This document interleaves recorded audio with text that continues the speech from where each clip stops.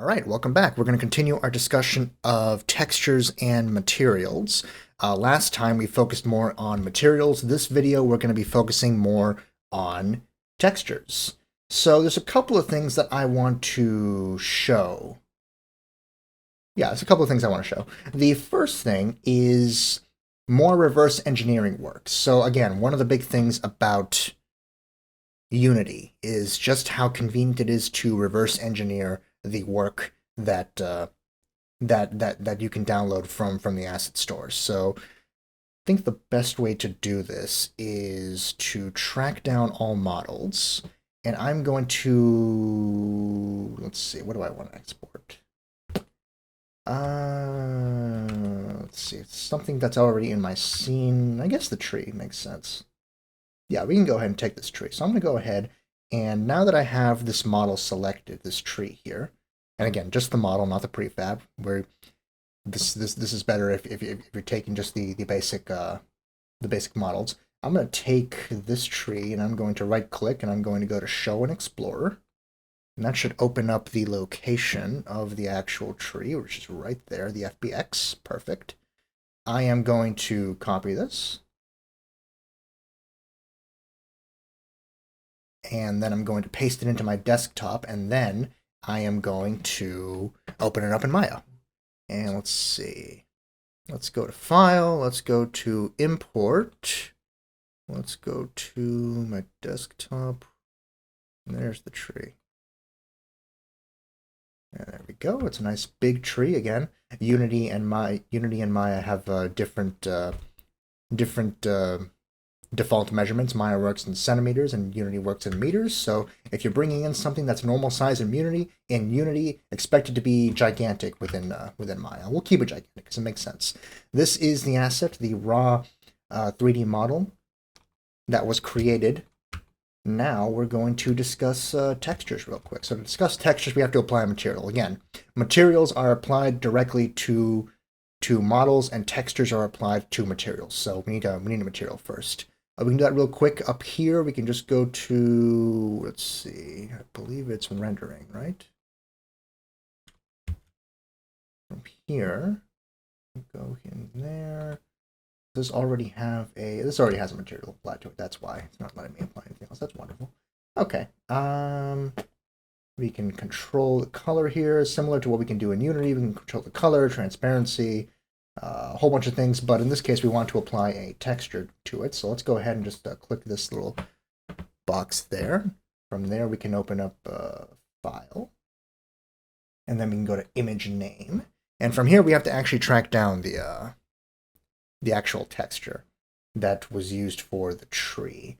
Now there's a couple of ways to do that. You could go back into Unity, you could go to all materials, it could find the material that was used for the tree. In this case, it's called Natures, and we can see right here it's Natures. There it is. We can again go to Show and Explorer, and we can find the specific file path for where that material is going to be. For where the I should say where the material is going to be, not the actual texture itself. We want the texture, so let's select the texture here. And now, having selected the texture in the inspector, we can track it down here. There it is. There's Natures. And now we can show this in Explorer, and there is the actual PNG that we can attach to our material within Maya. So let's do that. I'm going to go ahead and Control-C. I'm going to, again, paste this into the desktop. We're going to track down that PNG. There it is. And now we can apply the material. There it is. There we go. There is the texture applied to the material, and the material applied to the texture. Let's see how this particular texture was done, because this is a very low poly model with very, very simple textures, to the point where the textures are just colors. You could have gotten away with just doing this kind of this kind of texture with just the material settings that we were playing with in the previous video. But let's see how this was done. Let's go to UV. Let's go to the UV editor. Let's put this over here.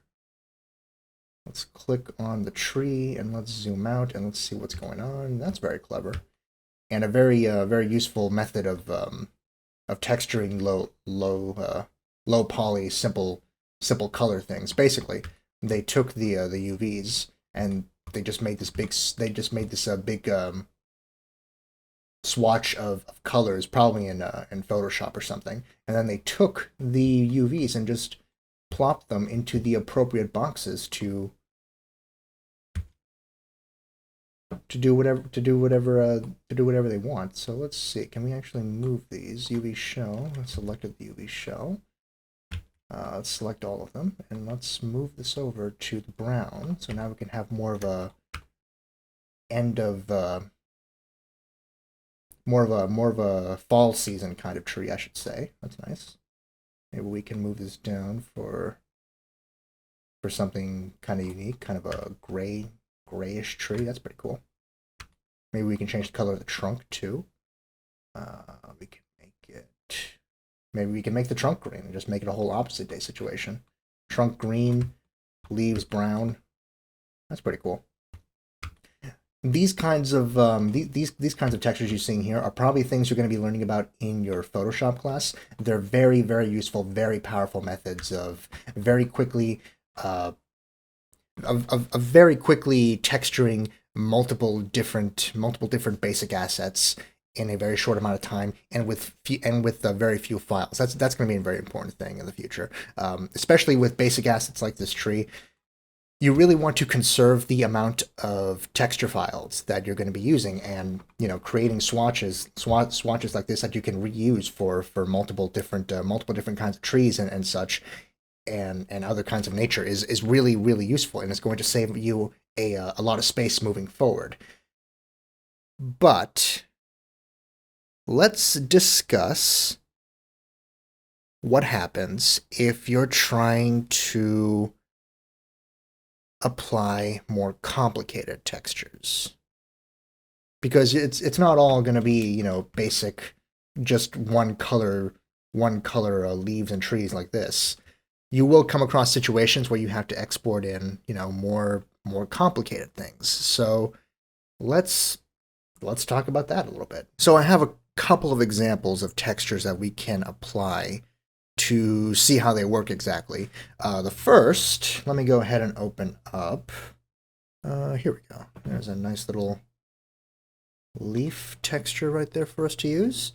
Okay, so now we have some image information. So I'm going to go ahead and actually create another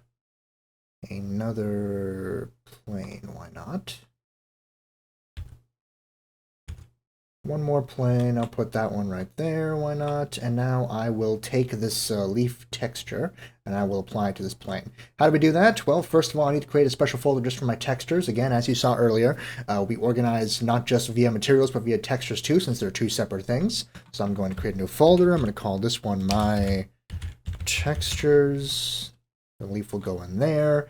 In my materials, I am going to go ahead and create a new material, and I'm going to call this one leaf material. Leaf underscore mat, there we go.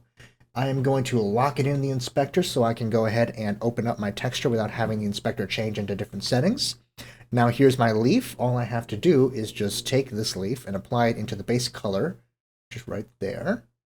And now all I have to do is go back, unlock my inspector, go back to my materials, go to my leaf material, and apply that material to my plane right here, which is all well and good so far. But as we can see, we probably don't want all this this black here. So let's go to rendering mode. Let's go to cutout, and look at that. Now we have just the leaf, no weird black background.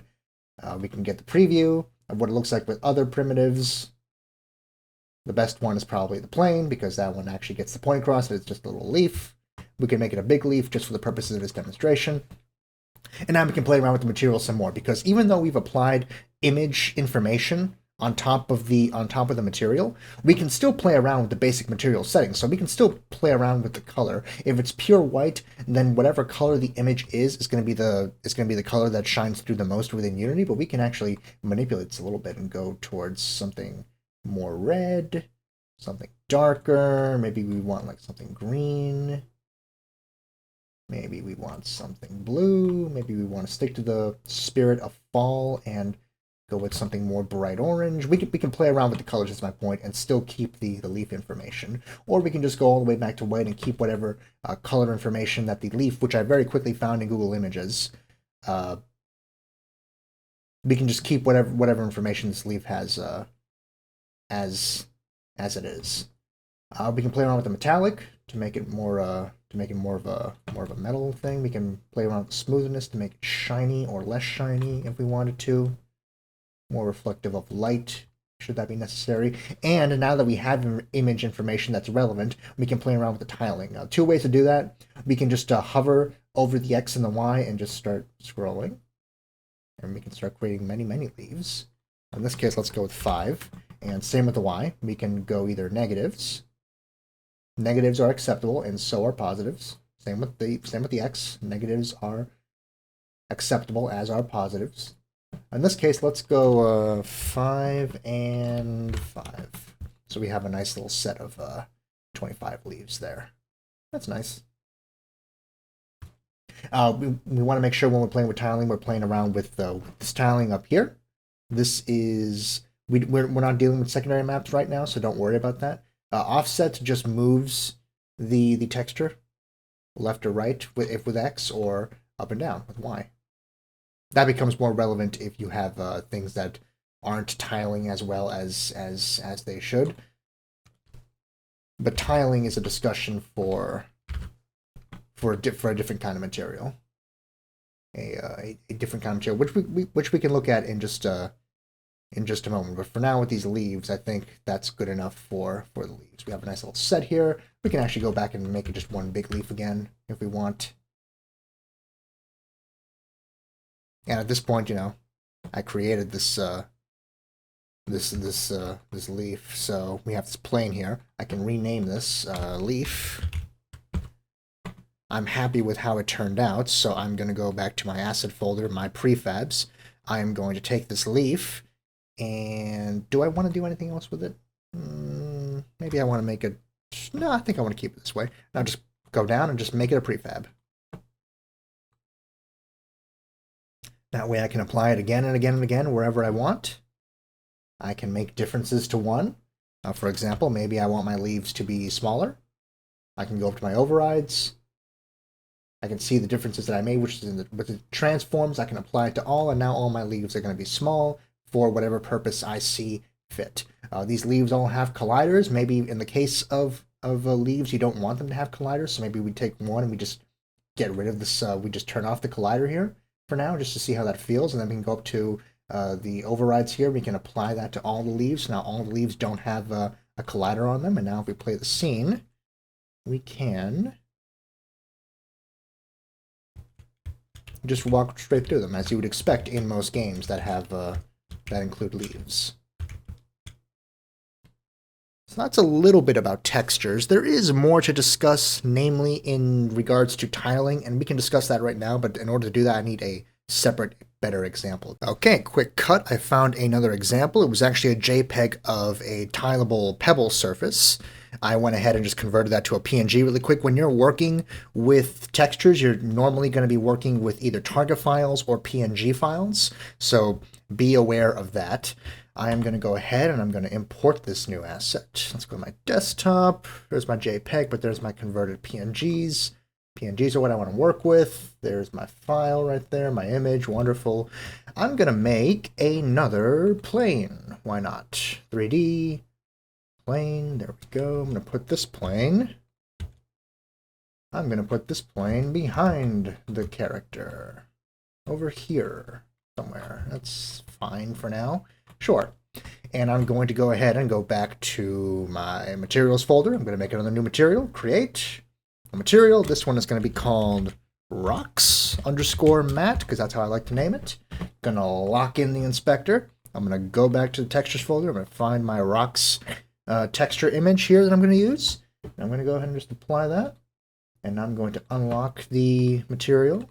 I'm going to apply the material to the plane, and there it is, my rocks. Very quickly found in Google Images, very quickly converted from a JPEG to a PNG. Let's talk about tiling a little bit more in depth. So, depending on the kind of image that you have, there we go. depending on the kind of image that you have. There we go.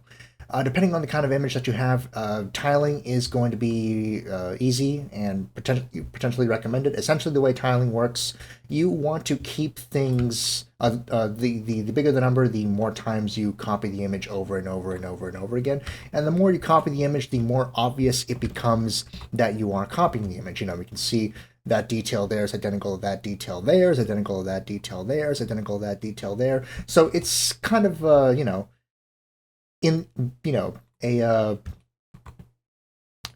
the best number to use is in the eye of the beholder here. You want to make sure that it's not obvious that you're repeating information again and again and again, repeating image information again and again and again, but you do want to repeat image information, at least a few times. That way you can create the illusion of like a lot of rocks. Or if you want to go smaller, you can create the illusion of far less rocks if you want, depending on the kind of scenario you're trying to create with your environment here. So now we have a scenario with very few rocks, and they're very big because it must be like a very small area. Or we can create an environment with a lot of rocks like that. But again, you run the risk of it being obvious that it has been tiled, that it is tiled and it is repeating the same information again and again and again if you do it like this. So that's just a quick little look at tiling. This has a mesh collider so we can walk on it. So let's go ahead and just play the scene real quick to make sure that yes, wonderful. Hooray. So that is our basic look at textures. We're not fully done with the material for this week yet though, because there is one more thing that I really want to there is one more thing that I would really like to like to show you. And if you give me just a second, I can go ahead and get my sample project out. Let's see, my scenes. I'm gonna bring it in as an OBJ and as a material. So let's see. I'm gonna bring in these, my bench object and my bench material. I'm going to bring those in like that. Because anytime you're exporting something as an OBJ, you want to also bring in the MTL file. I'm going to go into Substance here. I'm going to go into my textures for version 2. And I'm going to bring in 1, 2, 3, these 4 things. And I'm going to bring those into project panel. There we go. Next, I'm going to create some folders, specifically. Do I want to? Yeah, no, it's okay the way this is. I'm going to go ahead and put these into textures, and I'm going to create a new material for this asset here, which I can just drag in right now, because I want to show you what the last thing I want to talk about, which will be done in a separate video. I'm going to put this big bench over here. This is a bench I created a few years ago for a separate project. We can keep it big, I don't mind. This is just a smorgasbord of a whole bunch of different assets anyway, so we can just do that. We can unlock that. This bench currently has no materials. That actually has a basic Lambert material there. But I would rather... No, you know what? I would rather just extract the materials, so... Selected it, I'd extract the materials here. Let's extract them. Let's put them in the same folder for now. For simplicity, it's just this Lambert material. I'm going to save, yes. I'm going to rename this Lambert. Can I rename this Lambert? Is it going to let me? Yes, it is. So I'm going to call this bench underscore material. Real quick, I'm going to put this away in the materials folder. I'm going to lock it in the inspector, and I'm going to apply the materials for this bench. And I'm going to discuss what I'm actually talking about here. So let's see. Base color. This is the metallic. This is the normal map. The normal map here is not actually red as a normal map when it first comes into Unity, but we can fix that really, really easily with just a quick Fix Now button. We'll discuss that again later. And finally, we have the roughness. There's no actual setting here for roughness, so I can either control it manually like this, and I think I will in this case, or if I really wanted to, I can just change the shader to Autodesk Interactive and just plug in the roughness there. But I think in this case I'm going to go back to the standard shader, just not to confuse things too much, and just go with my my little best guess there for the smoothness there. Okay, so the last thing I want to show you how to do this week is how to create your own textures. Now, you're probably have already taken or will take or are currently taking a Photoshop class as part of the game design program at the school. Photoshop is a phenomenal tool, a very powerful tool to create textures. I'm going to expose you to a different tool this week, a very brief tutorial to a different tool. It is called Adobe Substance 3D Painter. It is not included in the computer lab at school, but you will have access to it based off your school email. So you will have access to this at your computers at home.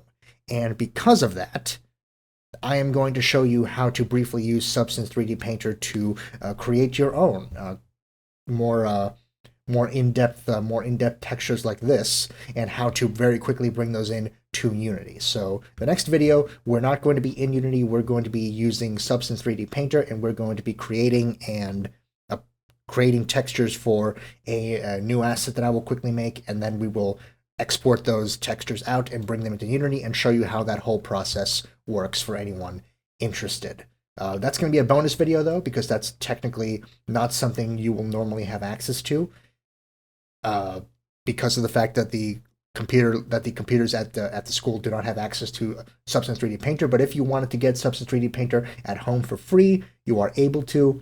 And if you do, I will show you how to create textures like this relatively quickly.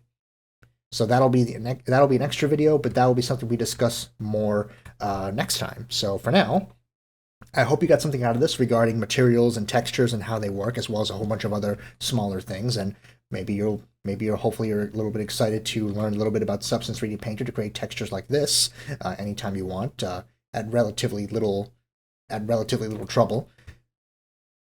So I hope you enjoyed, and I'll see you then, either for the Substance video or for our Week 5 material. Bye-bye.